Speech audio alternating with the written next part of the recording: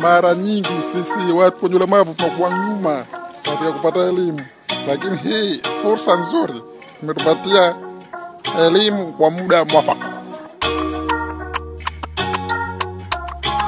Ukiacha katika ile kundi la wazee ambapo walikuwa wanapata changamoto katika utumiaji wa mawasiliano na katika mambo ya utapeli, kundi ambalo linafuata ni kundi hili la watu walemavu. Kutokana tu na hali waliokuwa nayo, kwa unakuta wale wahalifu wanatumia fursa hiyo kuweza kufanya uhalifu kwa kuweza kuwadanganya na kuwatapeli. Kwa hiyo elimu yetu imelenga sana katika wao kuweza kujilinda.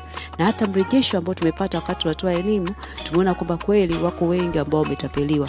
Lakini sasa baada ya kuwapa hii elimu, wameahidi kwamba wataenda kutumia elimu kuhakikisha kwamba hawatatapeliwa tena. Nimejifunza mambo mingi.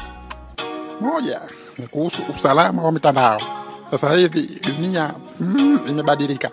Imekuwa dunia ya kiteknolojia. Kwa maana hiyo masuala ya usalama wa mtandao ni muhimu sana. Hapa tunajifunza namna gani ninaweza kujikinga na wizi wa mitandaoni.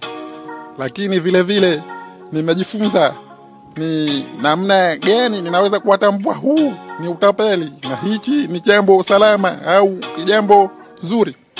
Lakini vile vile hapa leo tumejifunza kutambua kwamba njia nzuri za mawasiliano, wapi nitapata huduma au msaada wa kiteknolojia. Nafikiri mafunzo haya yameniwezesha kuweza kubadilisha ufahamu wangu kuhusu masuala ya usalama wa mtandaoni.